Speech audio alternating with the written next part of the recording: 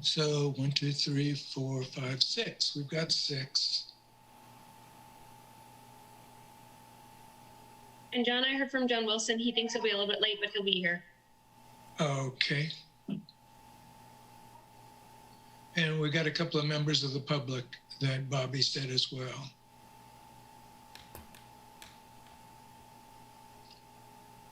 So let's just wait a couple of minutes, see who else might join us.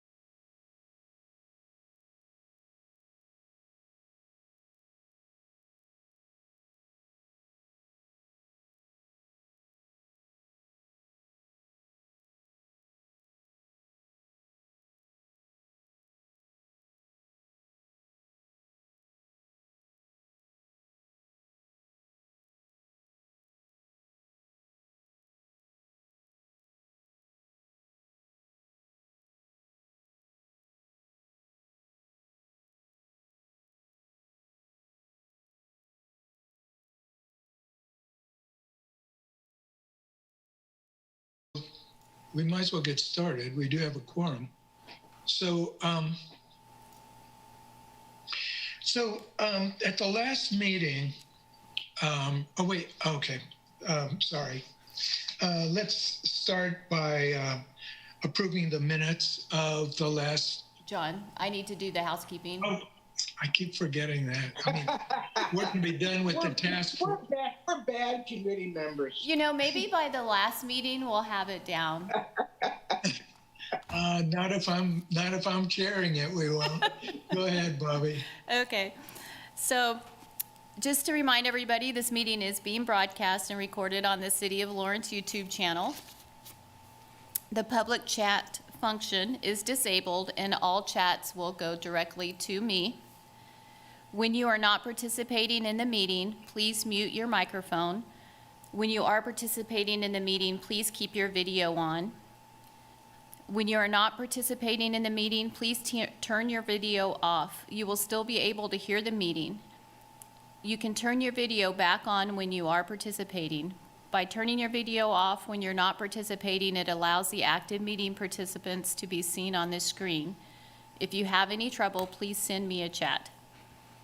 The city reserves the right to mute microphones and/or turn off people's video to minimize distractions. Please remember to state your name every time you speak for the benefit of those listening remotely.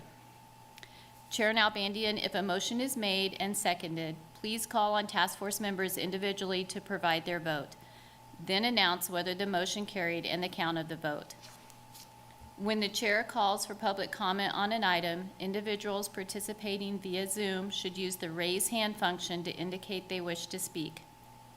The raise hand function may appear in different places on your Zoom menu depending on the device you are using and which version of Zoom you have. Individuals will be called upon by name in the order they appear on the meeting host screen. When you are called on, please unmute and state your name. Comments will be limited to 3 minutes. When the chair calls for in-person public comment, individuals should raise their hand to indicate they wish to speak. Staff present will direct you to the podium to speak following social distancing and safety protocols. Please state your name before speaking. Comments will be limited to 3 minutes. Thank you. Thank you. Thank you, Bobby. This is John Nalbandian, Task Force Chair, and welcome everybody to the meeting tonight. Our first order of business is to approve the minutes. Welcome, John. Are there any questions having to do with the minutes? Is there a motion to approve the minutes, please? Hi, this is John Wilson, a member of the task force. Motion to approve the minutes from the last meeting. Is there a second? I'll second. Is that- I will second. Okay, so a motion has been made to approve the minutes. John Wilson made the motion, and Burdette Loomis has seconded the motion. So we need to go around the room now and vote yes or no for approval. Ursula, let's start with you. Ursula Minor. Ursula Minor, yes, I approve the minutes. Burdette? Yeah, Burdette Loomis, yes. John Wilson? John Wilson, yes, I approve. Sammy Turner? Sammy Turner, yes, I approve. Eileen? Eileen Horn, yes. And Hugh? I wasn't here, but I did watch it online. So Hugh Carter, yes. Okay. Jim Carpenter? Jim? Carpenter? Yes. And Bonnie? Yes. Okay, that was Bonnie Johnson, yes. So the motion passes. So next, what we're going to do is to our business, our task is to, we've already approved the recommendations. So now what we are going to do is the item is to review and approve what would be the transmittal memorandum to the city council. So this would be, as I see it, this would be the memorandum that contains the recommendation, and then you've seen the memo. It contains the discussion and our logic. So the issue tonight is whether the transmittal memo, whether that you have received, whether it captures our consensus logic. So there may be individual differences, but this is the transmittal memo from the task force itself. So I'm trying to reflect what I saw as the consensus argument here in favor of the provisions. I did want to, ordinarily, what I would have done is to draft something and then send it out for your comments, and then edit it and so on and so forth. But given the Open Meetings Act, I thought that might be a bit risky and edgy. And so while I was contemplating what to do with that, Professor Loomis sent me a draft of what he would suggest. And I worked that over. And then I took the liberty of sending it back to him. And also I asked Eileen Horn if she would do some editorial work on it for me. So what you have is, it is essentially a draft that I drafted, but with some review by Loomis and Horn. So the question before us is your reactions to the memo. I mean, are there things we should add? Are there things we should subtract? How do you feel about the content of the memo?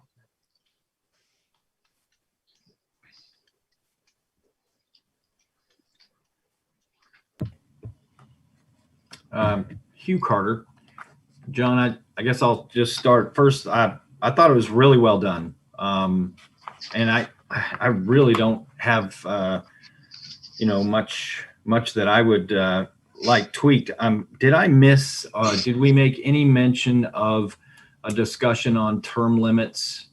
I think we agreed not to go that route, but in the memo, should we say that we discussed it and agreed versus just not mentioning? I don't know. How do you feel about it? This is Bird Loomis. That was not part of, I mean, we did things that weren't part of our charge here, but a direct charge, but it wasn't part of our charge. And if we look at the terms and the length of tenure of commissioners it simply hasn't been an issue at all. If anything else, the reverse. As Craig has pointed out in his conversations with many of us, he was hoping that people would stay on the commission for a longer period of time. But I have no problem in a sentence or two saying we briefly considered term limits and did not see that as a problem that needed to be addressed or something like that. Because it is something that I think you get to the public, and all political scientists hate term limits. The public loves term limits. By and large, they're stupid. But that's a technical term. But you know, I think that if it's something that people are going to be, bring up, they'll bring it up anyway if they want to. But it's just, it has not been a problem, so we didn't address it. Hugh Carter, and that's fine, especially if it's not seen as something that's in our charge. I was asked why, whether we were considering term limits or not, and I did remember us discussing it briefly, and I thought we had agreed that wasn't something we needed to do. So I thought it might be reflected in the letter, but I'm fine with it not being there if it's not considered in our charge to determine that. That's all my feedback for now. Thank you. Any other thoughts on the term limits issue? Rachel? Personally, I think that it does need to be in there that we addressed it. It was, it was not part of our charge, but the subject was brought up and we did address it. And then that way, if it's it'll be on the shoulders of the commission to make the decision whether or not to bring it up. This is John Nalbandian.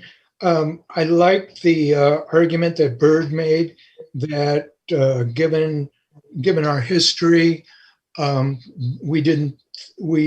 it was brought up, but we didn't think it was an issue that needed to be addressed. This is Rachel. That's a good argument. Okay, let's do that. All right, that's helpful. Anything else?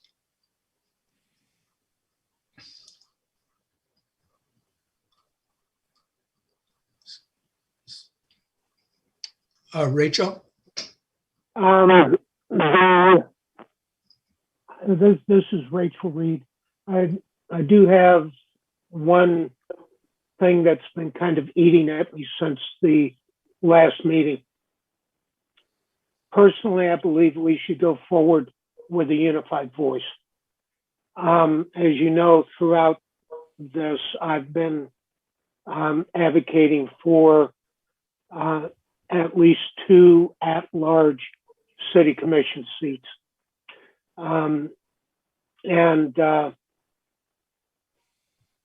Were I to vote against the recommendation as it stands, then we would not go forward with a unified voice. It does stick in my craw that we do not have the 2 at-large positions. I've been asked by, people in my neighborhood, how come we aren't having that? And, I can't go back and say, well, it was majority rule. If you understand what I'm saying, I'm probably not articulating it as well as I should. No. So, and that's pretty much it. Okay, this is John Nalbandian. Rachel, I appreciate you bringing up your hesitancy, but I also appreciate very much you buying into the notion of us being unified in terms of going forward on this. I think that this is Bernadette Loomis. we are sending, and I really like the idea of that's a great point you make, Rachel, of your own position versus the committee, the task force. I just think we have to keep reminding ourselves that we are recommending something to the city commission. The city commission can take this and do pretty much what it wants. It could say, we're going to do 2 4-year term limits. We're going to, we're going to do 4 and 2. It can do it. So this has iterations yet to go before any decisions are made. And so there's nothing final here at all. But I do think that if we had a consensus, and let's remember that a consensus is not unanimity. Consensus is most people coming together.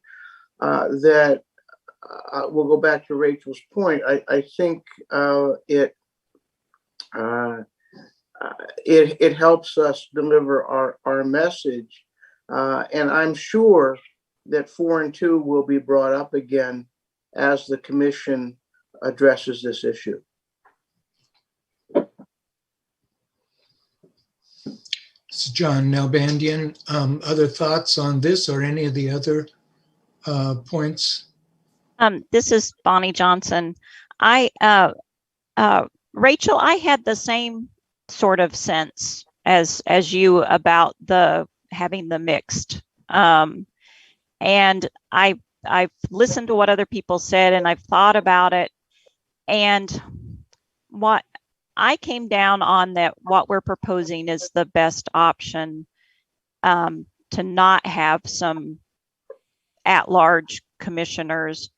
And I kind of came down to that decision because I thought that it would kind of be like that those at-large commissioners would sort of be like what we have now, where there's a little bit of the sense that the commissioners are competing against each other, and that the mayor would be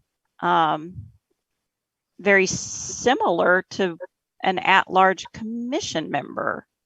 And so I thought that having the districts and then the mayor is the voice of the whole city and is bringing the districts together. We also talked about that it seemed like that in the past, even when we've had commission members elected that have like a really strong connection to part of the community, that they've been really good at looking at the community as a whole, and we didn't think that that would be a problem. So that's where I kind of changed my mind from that I wanted a mixed commission to what we're proposing. And then the other thing I wanted to ask about is on the powers of the mayor. That last one about after consultation with governing body members appoint residents to advisory boards. Did we want that to be mayor nominates and the commission approves, or is that what we agreed on? I missed one meeting, so I just wanted to ask about that one item. Other than that, I'm okay with everything. So this is John Nalbandian, Bunny. I think it was more a consultation, because I don't know. I mean, it's been a long time since I've been on the council, but I never commission. I never thought that was an issue. I mean, the mayor doesn't know everybody in the community, and you seek out guidance. So I don't think that's an issue. I think also, like on the at-large, the mix at-large, with districts, I think with the mayor being the only person elected at large, in some ways, it gives more informal power to the mayor. And I think it puts more responsibility on the mayor. And I think that's part of what we were trying to do, right? Is to bring more focus to the mayor without detracting from either the relationship between staff and the governing body, or decreasing the power, the formal powers of the commissioners. So I think there's some potential there. Other thoughts? Ursula Minor. Ursula? Unfortunately, I did miss the last meeting, but I did watch as much as I could. And I do like the way that the draft came out. I think that from watching and what is written, I think it came out really well.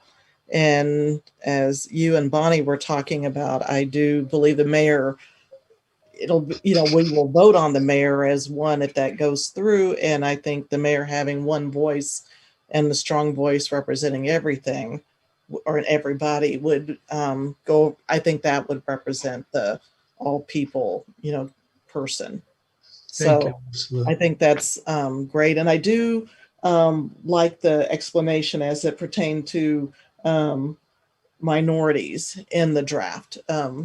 So I thought overall it was really well written. Good, thank you. That's helpful. Sammy? This is Sammy Turner. I also want to say I think that this is like an incredible draft, and I really appreciate all of y'all's work. Loomis and Eileen Horn and John putting this together. I think it really represents all of our discussions really well. I think adding what Hugh said about just adding like that sentence about like the term limit discussion, I think is good. And then in response to Rachel, I also like had back and forth thoughts about whether we should have a hybrid model as well. And I think my thought process kind of ultimately reflected what Bonnie said about, I think if we ended up having the districts and the at-large members on top of an at-large elected mayor, there would be some competition between the at-large commissioners and the mayor, which I think would ultimately lead to a less effective commission. And so I think having these district representatives and then the at-large elected mayors is the best bet. But yeah, thank you all for putting this together. Thank you, Sammy. You know what I was thinking too, this is John Nalbandian, I was thinking with 4 districts and 2 at large, like Loomis said, the districts would be very large, right? 25,000 kind of defeats the purpose. But what really convinces me more than anything else is I really do not want to see 9 people on the governing body. I mean, it turns into a legislative, you're now looking at factions and group this and that. I think with what we have, adding to what we have, I think we could they're still looking at each other as a body, a governing body. Other thoughts? I'm sorry, I feel compelled to speak to every comment, but sort of my nature. John, this is Bert Lewis. I just wonder if Craig felt that this document adequately reflects our conversation. He's been, a continual presence, if not always a participant, with this task force, and he stands to be the one who is most affected. So I just wanted to just ask if he would weigh in, or in any way he wanted to. Okay, I think John had his hand up. John Wilson had his hand up first there. So John, you want to say what you want to say, and then we'll go to Craig, okay? Sure, it's John Wilson, a task force member. I didn't want my yes vote to be the only endorsement of the draft that you all put together. I just want to express appreciation for being able to succinctly capture so many meetings and the length of the meetings and distill it down into this format that I think reflects the consensus of this group. And I'll certainly be supporting it. And again, appreciate the work that you all did in drafting it. And just in case we run out of time, appreciate the support from Bobby and others in making these meetings happen and slogging through them with us. Thank you, John. Yeah. Craig, your reaction to the transmittal memo? City Manager Craig Owens, and thank you. And it's generous of you to ask. I think it was a very fair representation of what was discussed, and it was as I expressed to Dr. Nalbandian, it was as much fun as I expected it to be. The discussion of the various issues. So I think the advice will be very well received, and I think the discussion that will take place after it's transmitted will be equally fascinating and interesting as the community receives it. So thanks for asking, and I think it's exciting that we've gone this direction. Thank you, Craig. Thank you. I was thinking also, this is John Nalbandian. I was thinking also a couple of things about public comment and where public comment fits in this whole process. And I'm carrying with me a thought that one of you expressed, which said, well, we are the public. And I thought, oh, well, yeah, I guess so. They deliberately picked, selected. And so we do, in a way, we do represent the public. However, there obviously is going to be there's going to have to be I think, an organized effort to seek a public comment. And I hope this is not sort of haphazard, just whoever wants to comment, come in and comment like we usually do. I hope there is something a little more systematic than that. We do have the benefit of Rob Sands' work, and Chris Fowler has made some comments as well. But I think those are really going to be of value to the City Commission. Okay. Any other thoughts before I open it up for public comment? Eileen? John, yeah, this is Eileen Horn. I was reading through Chris's comments that he emailed to the task force and was thinking about, he brings up a good point about renters in our community and the transiency as folks move around the community. Did we specify at all whether we would require district elected commissioners to reside in that district? Because I don't recall us having that explicit conversation. I think this is John Nalbandian. I think we briefly entertained the possibility that you could be elected at large, but people would run for district offices and they would have to live in the district, but they would be elected at large. I don't think we talked about you don't have to live in the district to represent the district. And that would be pretty unusual, I would think. Yeah, it makes me wonder if we need to say that in the document, that we're not making a specific recommendation, but that you could say like best practice would suggest this, but since we didn't specifically talk about that point, it is an interesting puzzle to think about.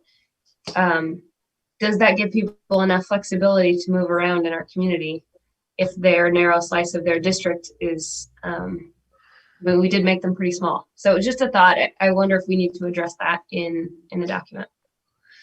Yeah, this is John Nalbandian. I think that now is not the time to address that we should have looked at that. If we wanted to look at that, we should have looked at it in more detail earlier on. If the City Commission wants to look at that issue, that's clearly their prerogative. Rachel? This is Rachel Reed. I don't remember talking about it, Eileen.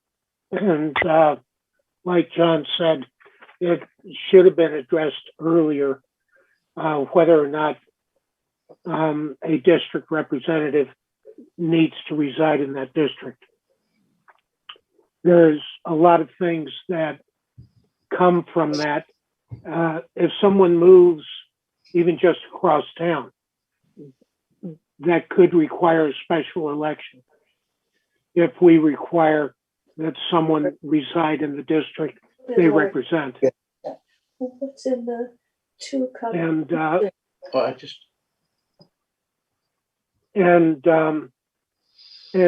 they could also bring up a precedent.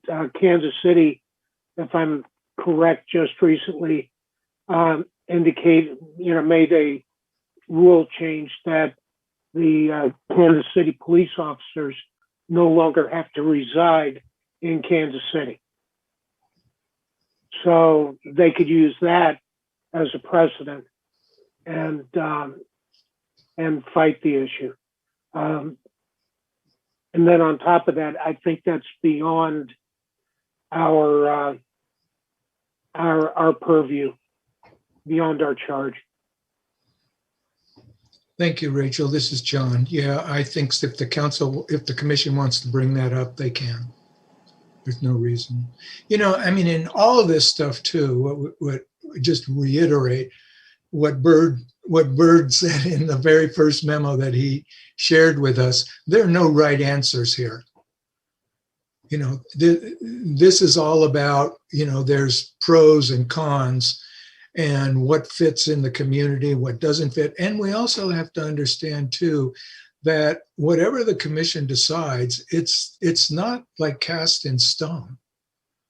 I mean, it can be revised. And my understanding, I may be wrong here, but my understanding from the former city clerk is that while we've been assuming that whatever the commission decides will go to a public vote, in fact, the commission can adopt these recommendations with a supermajority of the commission. So, and that would be a charter ordinance. So, there's still a lot of room for movement in this process. And when I present it to the commission, I'm going to present it as, this is our recommendation for your, like Bird said, for your consideration.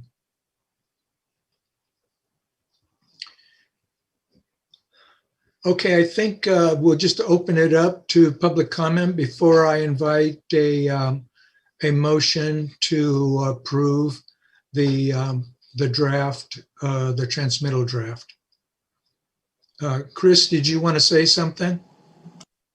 Yeah, is it okay to make comments? 3 minutes, Chris. Okay, first of all, I would ask, how much correspondence is the commission currently receiving? If part of the need is to make it so they can be, I guess, more intimate with their constituents, but if they already aren't receiving that much, then why do we need to be doing this? Like, has anyone asked how much correspondence they're actually receiving to know if they don't actually have enough time to be answering it how it is now? Also, one of the reasons I heard about the going all districts and not hybrid is not to create confusion about what the districts do, like they're only interested in district issues. But I'm going to say that switching to a directly elected mayor, that's going to create confusion among people, that it's a strong mayor type form of government. So how is it we expect them to know what they're getting into when electing a mayor, but not districts? That's going to be too confusing for them. Also, has our director of equity looked at the issue about how this affects renters? I think this does affect renters. Because you talked about Kansas City not making their police live in their area, but we just passed something in our city government where we're not making our city employees live in town. And the reason they used was affordable housing. And there's been affordable housing issues in our government. And you could ask the city manager, Craig Owens, about why we needed to make it so our city employees don't live in the city. And if we had to do it for them, then how is it that our government officials they're not going to be affected, where it doesn't matter if they have affordable housing or not. I mean, it sounds kind of, I don't like the feeling of it. And also, when it comes to input, why haven't we done a Lawrence Listens? We did a Lawrence Listens about whether or not we should allow people to neuter or spay a cat and not kill it. Like, how is it that our form of government, we don't need to do a Lawrence Listens and get input from the citizens? Because frankly, a lot of people I've talked to, they don't want just I think they'd prefer a hybrid as opposed to going to just districts. And if some of y'all are hearing that there's disgruntlement about districts, I think there should be a Lawrence Listens, because we've done it for things that aren't as important as this. And when it comes to unified voice, I don't think you need a unified voice. That sends off a mixed message. I mean, it makes it seem like we are unanimous and that we want districts and not a hybrid. That's the kind of message that sends. So if there is dissent, I think you should make note of it, that some of y'all would prefer a hybrid instead of just getting a unanimous vote, you know. Chair Nalbandian, that's 3 minutes. Okay, thank you. Thank you, Ms. John Nalbandian. Thank you, Chris. And I will reiterate that it seems to me that the public input is going to come after the majority of public input is going to come when there's actually something tangible to be able to talk about. And that's going to be the commission's job to how they're going to structure that conversation. John? Yes, Hugh. Hugh Carter, I just wanted to clarify one thing. Chris had mentioned that as far as correspondence, he thought districts, sounds like what he was thinking was that districts would maybe reduce the load that's on commissioners now from a correspondence, but I think it's kind of the opposite. I mean, having served, and I know you know as well, the amount of correspondence you get is surprisingly, I think, depending on the issue, a little low. But if you're in districts, I think it actually encourages more interaction probably, and you're going to hear a little more from folks who know who you are and know that you represent their district. So I just want to make it clear that was actually, the idea was probably some increased communication and connection with the commission, not to have less correspondence. Thank you, Hugh. And I think that was one of our arguments. Yeah. Okay, are we ready for a motion? Let's see, Rachel?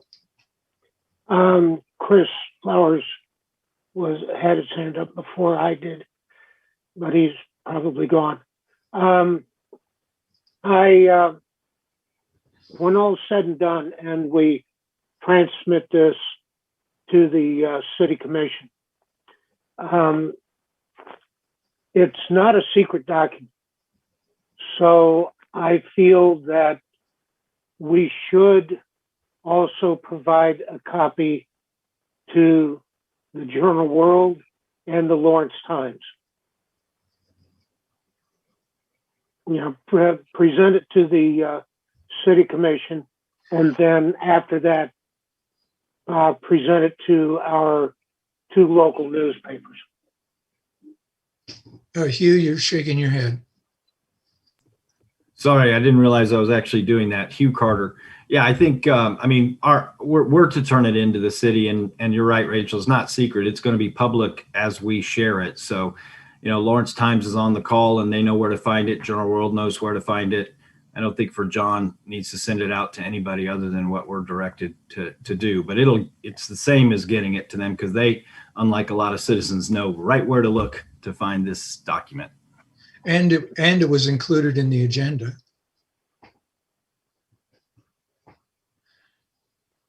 Okay, I think we're, John Nalbandian, we're ready for a motion to approve the transmittal memo.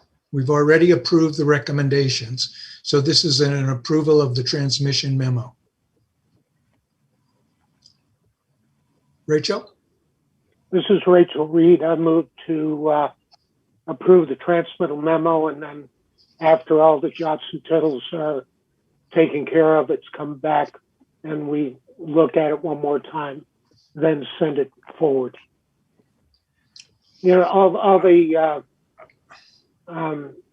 or is that too many items in a motion? Yeah, I mean, I think, I didn't hear anything about changing anything in the memo. No, I mean, no, just making sure all the, you know, the jots and tittles, all the I's are dotted and all the T's are crossed. Well, John, yeah. are we going to add a sentence on term limits? Yeah, I'll add a sentence on term limit. That's fine. I don't need to. I personally don't need to see that. You know, again after that. Yeah.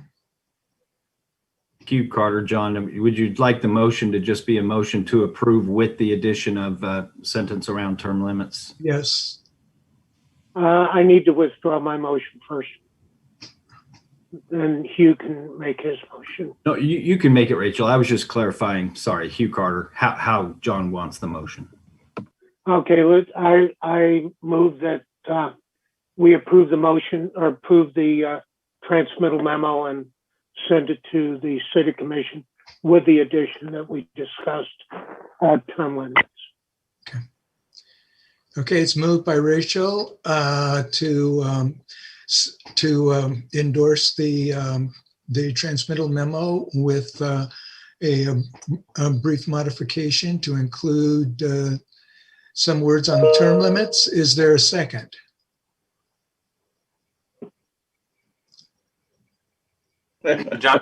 John Wilson, I've never made a motion on a transmittal memo, so just for novelty's sake, I would love to second that. So, it's like a launch code or something. Yeah. You can check that one off, John. Thank you, John. Okay, it's been moved by, let's see, Rachel, right? It's been moved by Rachel Reed, seconded by John Wilson to approve the transmittal memo with a brief discussion of a couple of sentences on term limits. So we'll need to go around the room. Ursula, let's start with you. Ursula Minor, I'm voting yes for the submission of the transmittal memo with the extra lines added in. Okay. Loomis? Burdette Loomis, yes. Bonnie? Bonnie Johnson, yes. John Wilson? John Wilson, yes. Sammy Turner? Amy Turner, yes. Hugh Carter? Hugh Carter, yes. Jim Carpenter? Jim Carpenter, yes. Rachel Reed? Rachel Reed, yes. Eileen Horn? Eileen Horn, yes. And John Nalbandian, yes. Okay. A sigh of relief. Thank you. You guys, that's really, we started from scratch here and really worked through a lot of issues. I think, as we all know, this is step one. And I think we can help the commission as much as they like. But now I'm going to send this to the commission. Craig, do you have a process where we would do this, or do I just send it to you, addressed to the commission, or how does this work? Do you know? Yeah, City Manager Craig Owens. Typically, we would receive recommendations or advice or minutes from boards and commissions, and they'd be listed on the agenda. I would say this is a recommendation, a specific one. I think it would be appropriate to post it as an agenda item so that you can present to the commission at an upcoming meeting and that they can ask questions. And certainly if there's any participation of the task force members, I'm sure that would be appreciated, welcome. But I do think scheduling something would be good, and we can put that on an upcoming agenda. Okay, and how do we do that? Or just get with Bobby and Bobby and I will take care of that. Okay, that sounds good. Okay, folks, any final thoughts? Good work. Appreciate meeting those of you who I did not meet before. That's been a real pleasure. and a real good working group too. So can we have a motion to adjourn? Before we do that, John, let's just thank you for your work. You've done a terrific job. You are the right person as a former mayor and a city management professional to do this. And you've lived up to all my very high expectations. Thank you. Thank you. Thank you all Agreed. very much. How about a John. motion? How about a motion to adjourn? John, Yes. Chris Flowers has his hand up. I don't know if he's still wanting to Oh. speak for public comment or if it's just left up from before. I'm sorry, that was just left up from before. Okay, just wanted to check. Okay. Yeah, I'm leaving, so. Okay. Okay, Hugh Carter, I would move to adjourn. Moved by Hugh Carter to adjourn. Is there a second? Ursula Minor, I second. A second. How about we just raise our hands this time? Okay, I don't think this is a big deal. All right. Okay. So thank you all very much. I'll get with Craig and Bobby. We'll get this on the agenda. We'll let you know when it's going to be on the agenda. Okay. Good. All right. Bye-bye, everybody. Thank you all very much, John. Thank you. Thank you all for your work.